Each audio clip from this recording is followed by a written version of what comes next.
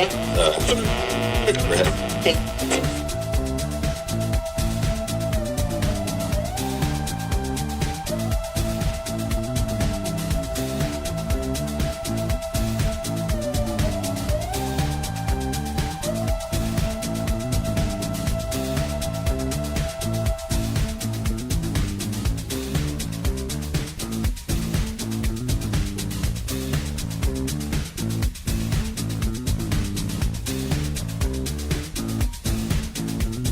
Monday morning. It's Illinois in Focus Daily. I'm Greg Bishop, your host, each and every weekday morning where we break things down for you with headlines from thecentersquare.com, where you can get those headlines in your inbox each and every weekday morning.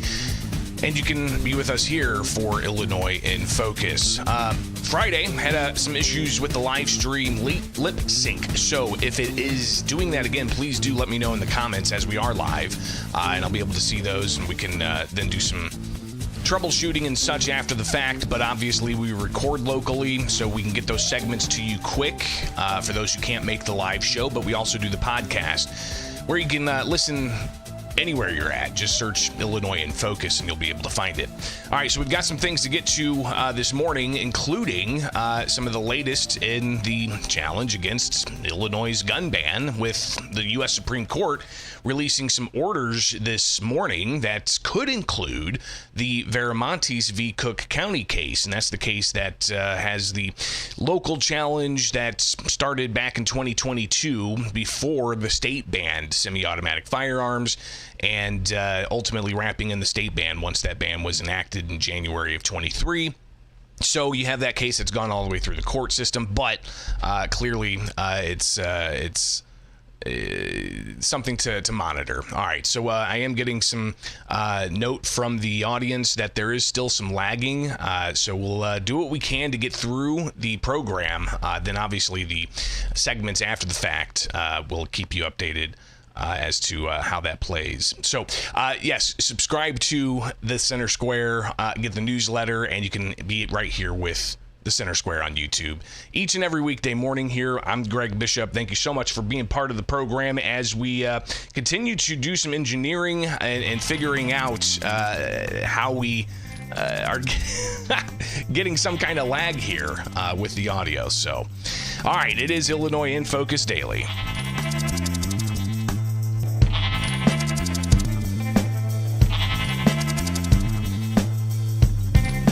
Just did a stream reset, seeing if that changes anything. So if you could, again, give me a thumbs up or a thumbs down if the lip sync is off this morning. But regardless, we're going to truck along and get you the latest here with Illinois in Focus.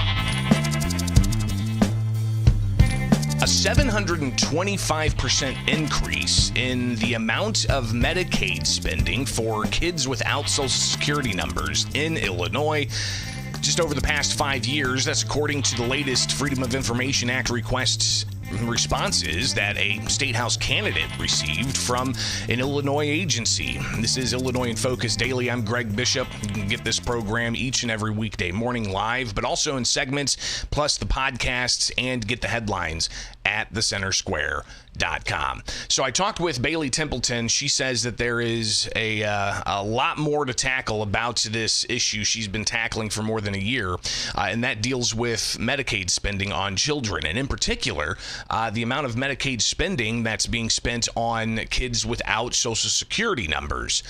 So I chatted with her Friday after she shared some FOIA information she received back, and she lays out exactly what it is that she did get back from the state agency dealing with Medicaid spending. In my FOIA request response that I just obtained from HFS directly, we found the number of DCFS enrollees who have no registered Social Security number who are also receiving Medicaid benefits. And that number in 2021 was 450, but now in 2025, we're recording 1,085 children. If that's not astounding enough that there's 1,085 kids in DCFS care without a registered Social Security number, I think the financial aspect of it might grab some attention for you guys. We're talking about $8 million. Sorry, let me grab my paper here. $8 million was spent in 2021 on children without a registered social security number in Illinois DCFS care. But in 2025, that total went to $66 million spent on 1,085 children from the documents I received. Again, that's from $8 million to $66 million that has been spent from 1 year in 2021 to another year in 2025. That's a 725% increase in the amount of spending for Medicaid on children without Social Security numbers.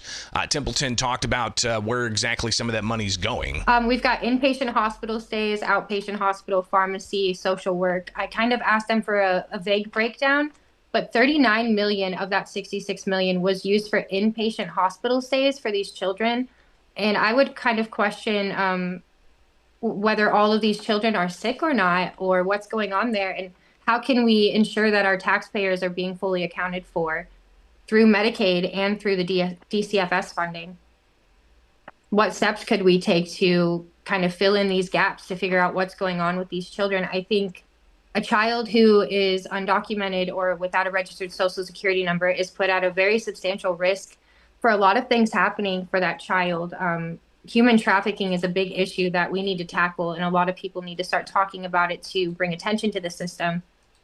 But I do believe that there's something going on here with these numbers, that we've been told that children without social security numbers are not on Medicaid, but HFS's own records prove differently. So Templeton, looking at these numbers, requesting data from state agencies that deal with Medicaid, and in particular, she's looking at the cost of Medicaid for children without social security numbers. And previous FOIA responses she's received from state agencies also highlight that there are 20,000 children the state is dealing with that do not have Social Security numbers. Half of those are 0 to 1 years old, but the other half is 1 to 18 years old who don't have Social Security numbers. So those numbers, she says, doesn't really mash up with previous data she received about kids and no Social Security numbers being impacted by the state government. Oh, great question. Well, my original question to HFS was how much was it costing for the 20,358 children without a registered social security number?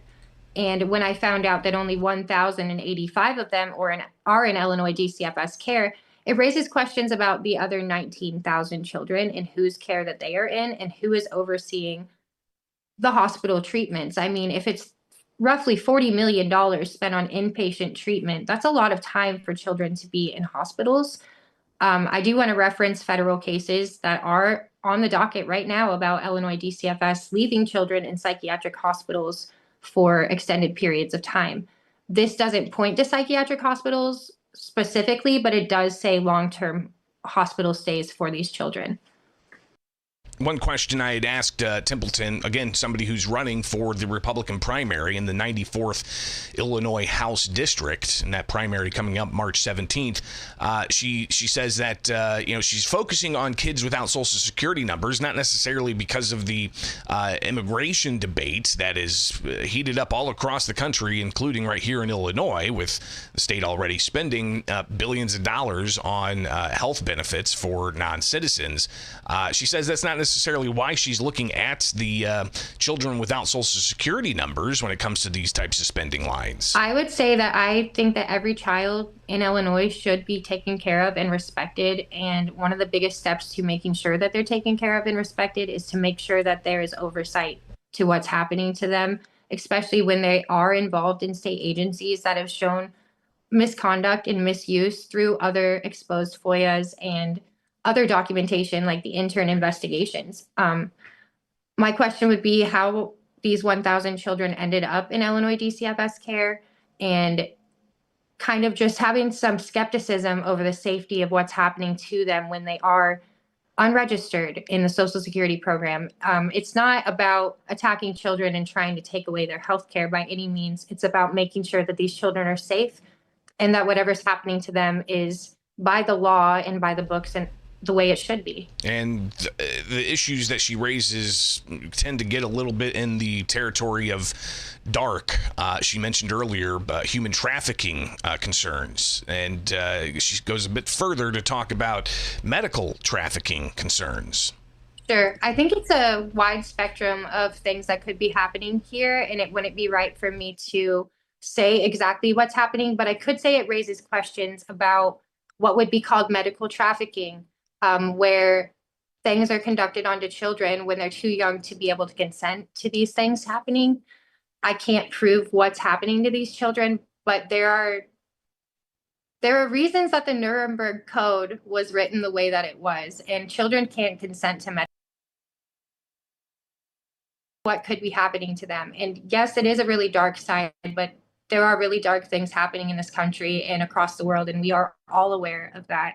And it's very important to bring light to the dark because they can't coexist. So if we continue to shine a light on things that could be harming children, I have hopes that we could solve this and protect more children. Whether they are registered Social Security number holders or not, I want to make sure these children are safe. And the issue, obviously, something she says needs more transparency and needs more coverage, not just from media, but also from legislators and people who do oversight. We need to make sure that our funding is going to where it needs to be, not to...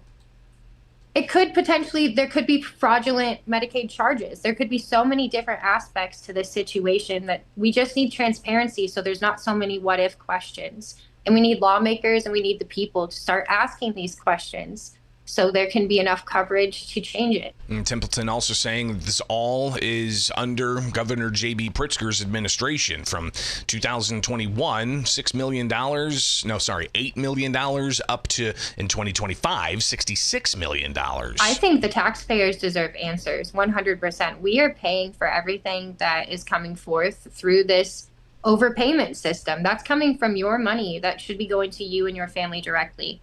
I think that state agencies have way too much power and that they have way too little oversight. And this really does fall on the lap of Pritzker. Once again, he is allowing his state agencies to break the law, to break constitutional rights, and to do things that are really obscene and unheard of. And Pritzker's got to go. It's just the bottom line to it. He's got to go. He does not have the morals that it takes to be a governor, to follow the laws and to keep our children here protected. Again, Templeton is a political candidate that's running for the state house in a Republican primary. She also said that she's going to continue fighting to get more information on these issues and taking different avenues as well to find accountability for children in the system. And she says she's been working on getting this data for well over a year. So there is a lot of pushback from the agencies, which they're not allowed to have with FOIA. FOIA was created pursuant to the Constitution, meaning it follows the Constitution. You have to keep all of the constitutional protections with FOIA. And if they continue to break those, they will be held liable for the things that they're doing. There's FOIA court where you can take them and force them to give you the information, but it shouldn't have to come to that. It should be immediate transparency. Everybody should want to collaborate and work together to solve the problem. And the fact that there's any pushback at all is super appalling. It shouldn't be that way. So Bailey Templeton, I think we'll hear more about these issues from as she continues to delve into the data, and in particular, the demographics of the kids without Social Security numbers getting Medicaid services. And it's going to be difficult to, I guess, in a way, determine just what kinds of procedures were done with some of this money because of various, privacy laws and such when it comes to medical information. So a lot more to come about this. Obviously, we'll see what state legislators are doing. A previous story that Templeton led was an issue about the number of missing kids at DCFS, and some legislators looking at having more transparency with that by passing laws. So we'll see just exactly where this goes. Again, you can wake up with us here with Illinois in Focus Daily and get the headlines in your inbox at thecentersquare.com.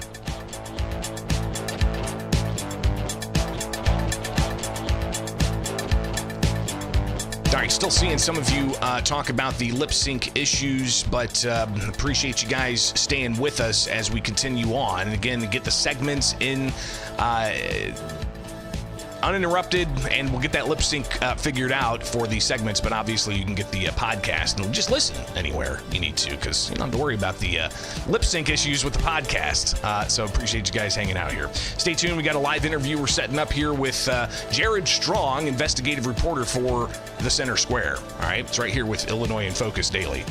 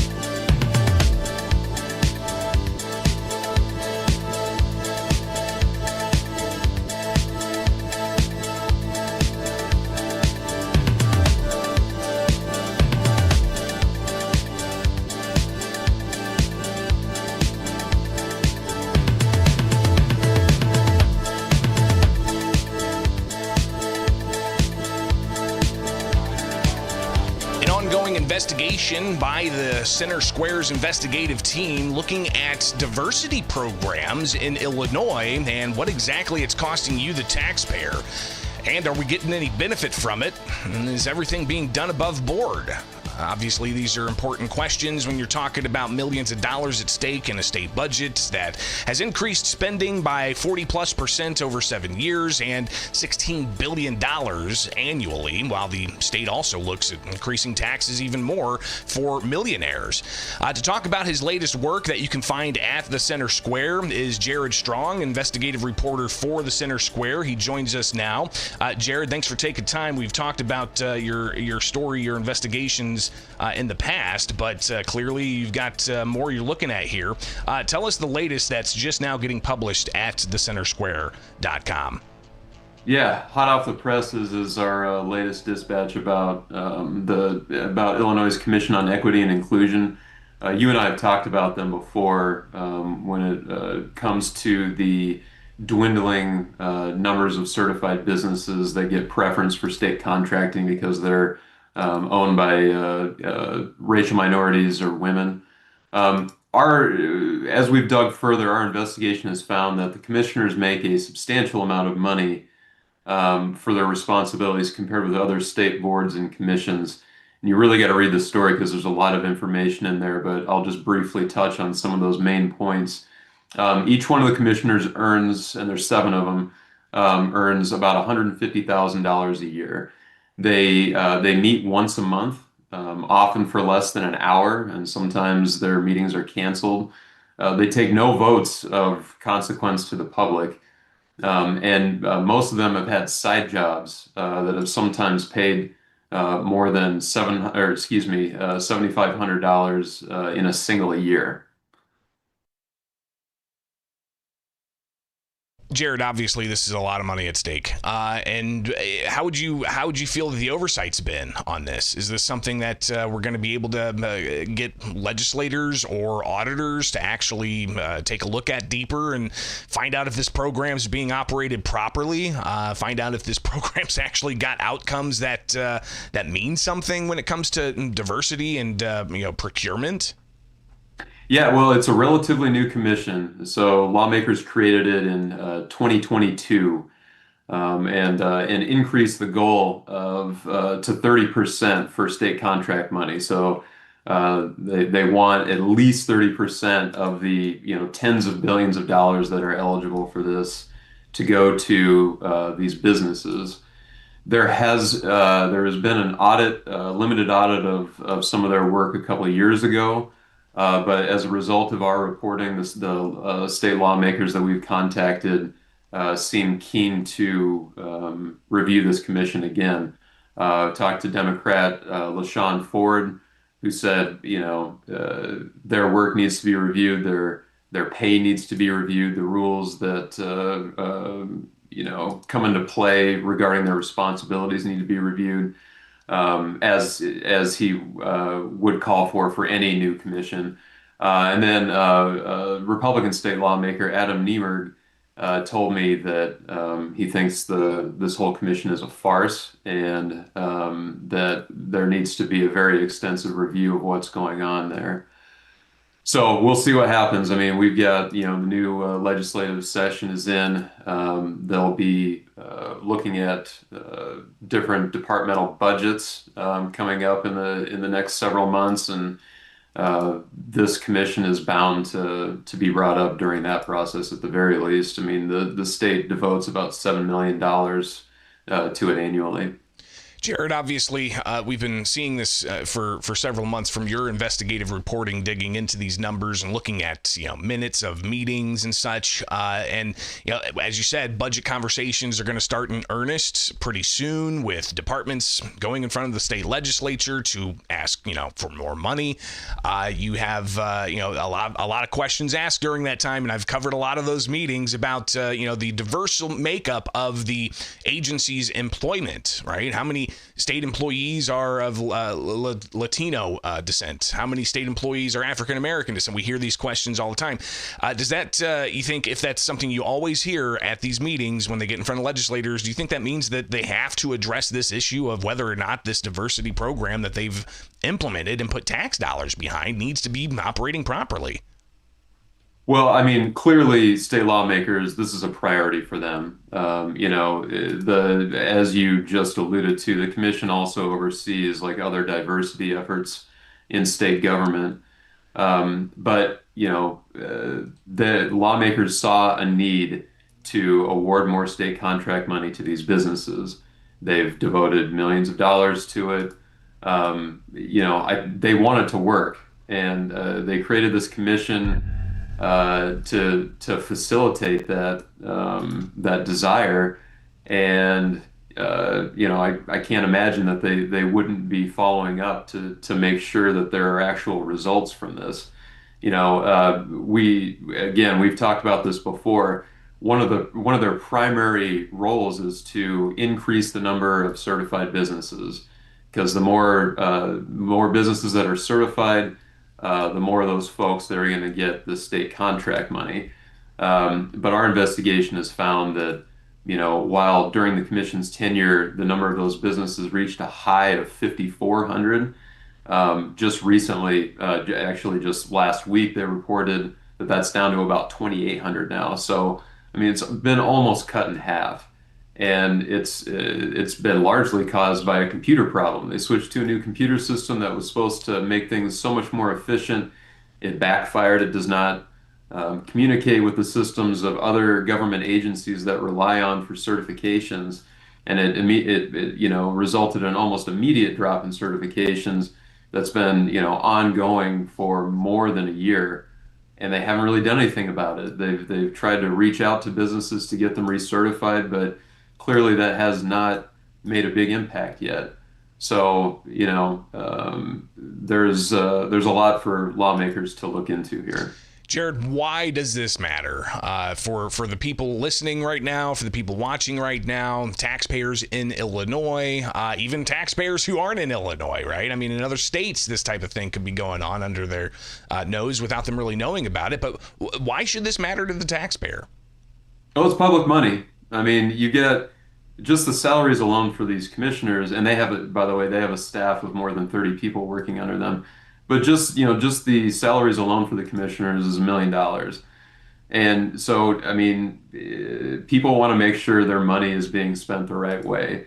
On top of, making a substantial amount of money, not taking any votes of consequence, and having this issue with these dropping certifications, some of these folks, most of the commission is working, like I said, these side jobs. We've got one commissioner who has a digital media company, and has worked as a business coach on the side, making more than $7,500 in 1 year.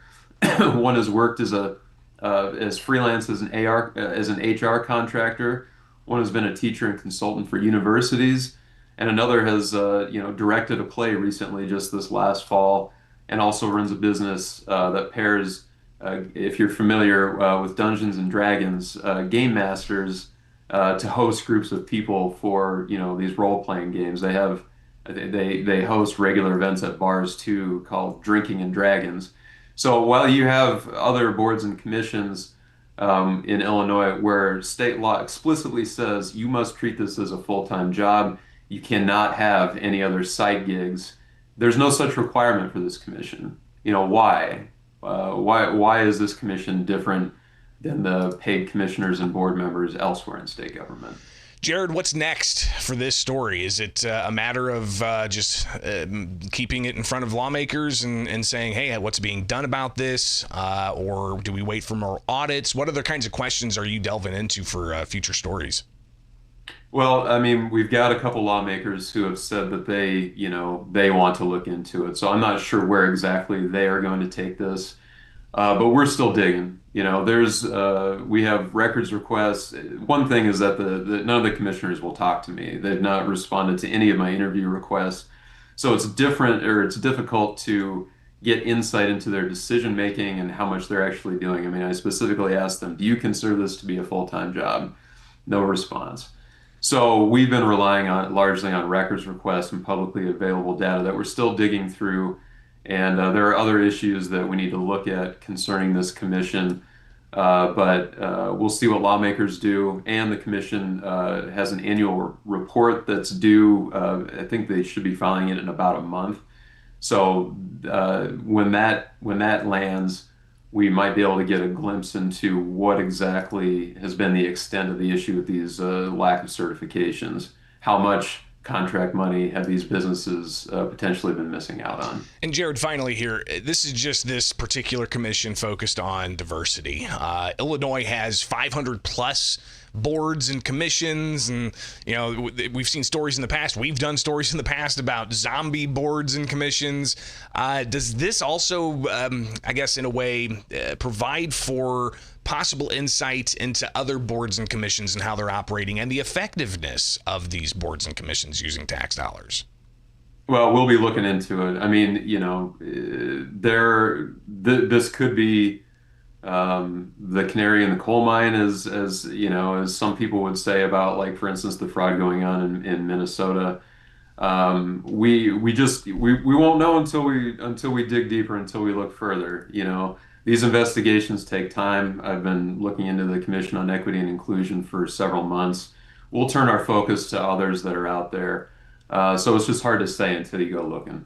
Well, Jared Strong, greatly appreciate your time and I know it takes a long time to get those FOIAs crafted and sent, and then it's just a waiting game, and sometimes you got to push back because they ask for another 5-day extension, and you're doing this not just in Illinois and other states as well, and navigating all of the different FOIA laws that there are.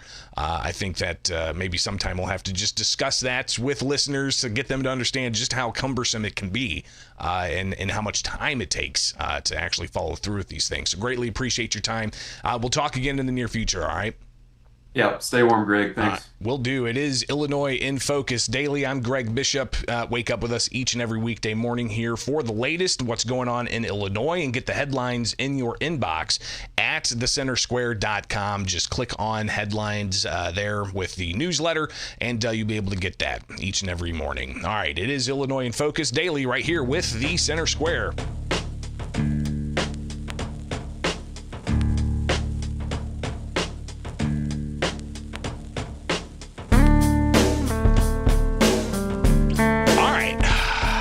Again, appreciate you guys being here live and sticking through, even if there are lip sync issues. If you haven't noticed, new background, cleaned up a bit. We're doing some things here with the Center Square.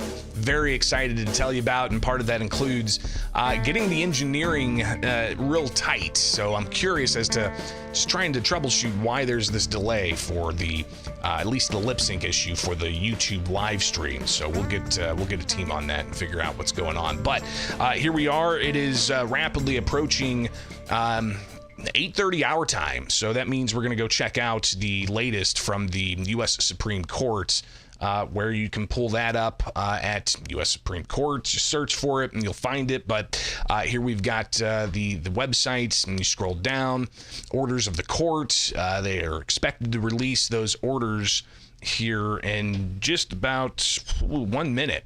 So appreciate you guys being here. Obviously, the live chat is a good place to hang out and talk with a variety of other people. Hopefully you guys survived the storm. I know that that was a lot of snow, 6 inches or so, 8 inches, depending on where you're at, but even further south to get more snow, but also that ice.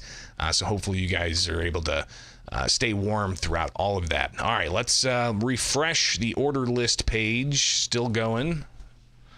And it's 8:30 our time, so we should see this. And we're just going to search for Viramontes, because we've got to also just consider, while we're waiting for the U.S. Supreme Court to make a decision on the Viramontes case, you've got a separate case, the Barnett case. That's that Southern District case where Judge Stephen McGlynn found the law was unconstitutional. And here we've got the order list. But the Barnett case is stuck in the appeals court. So while we wait for the appeals court to make their ruling, they've already heard it. They heard it in September. Here we are, rapidly approaching February. While they heard the case, you've got them sitting on the ruling, and that ruling will determine whether or not the U.S. Supreme Court could possibly take it up. So Viramontes, I'm not seeing it on here. I do not see the Cook County case. Nope. So again, here we are, another Monday morning for an order page that you expect to be listing the Viramontes case, but it's not there, so we have to wait again. All right, it is Illinois in Focus Daily. I'm Greg Bishop. Be sure to like, subscribe, hit that notification bell, and wake up with us each and every weekday morning. We'll be back at it tomorrow here with Illinois in Focus Daily.